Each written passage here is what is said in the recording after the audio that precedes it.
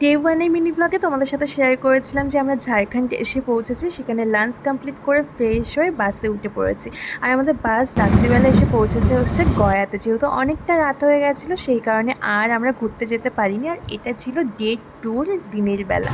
আর আজকে থেকে মেইন আমাদের সাইট সিইং শুরু হচ্ছে। এর আগের দুদিন কিন্তু শুধু আমরা বাসে করে জার্নি করেছি। আর এটাই কিন্তু আমাদের ট্যুরের ফার্স্ট ডেস্টিনেশন। আর আমরা এই লোকেশানে পৌঁছানোর জন্য অনেকটা সকাল সকাল বেরিয়েছিলাম, ওই 6টা-7টা নাগাদ, কেননা রোদ বাড়লে প্রচণ্ড কষ্ট হবে। যাচ্ছে সাবিত্রী পাহাড়ে, এখানে 440টা সিঁড়ি আছে, আমরা এঁকে বেঁকে যাবো।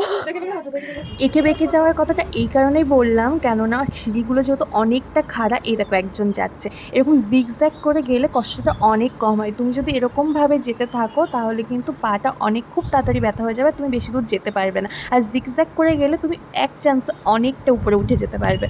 তাই 300-350 সিঁড়ি ভেঙে উপরে ওঠার পর নিচের ভিউটা জাস্ট দেখো, নিচের শহরটা দেখতে যে কী মারাত্মক ভালো লাগছে, মানে বলে বোঝাতে পারবো না তোমাদের। তখন আমার মনে হচ্ছিল যে এতটা কষ্ট করে উপরে ওঠাটা আমার সার্থক হয়েছে। যাই হোক, দেখতে দেখতে বাকি সিঁড়িগুলো পার করেও মন্দিরে চলে আসলাম।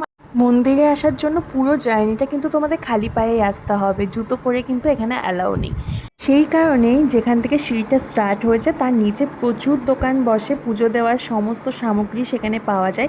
তাছাড়া অনেক চায়ের দোকান আছে, সেখান থেকে তোমরা চা খেলে জুতো রাখার জন্য কিন্তু আলাদা করে কোনো চার্জ নেয় না। আর পাহাড়ের ওপরে মন্দিরের আশেপাশে অনেক দোকান আছে যেখানে পুজো দেওয়ার জন্য সমস্ত জিনিসপত্র তোমরা এরকম পেয়ে যাবে। তো ভিডিওটা এই পর্যন্ত, তোমাদের কেমন লাগলো অবশ্যই জানিও। বাই।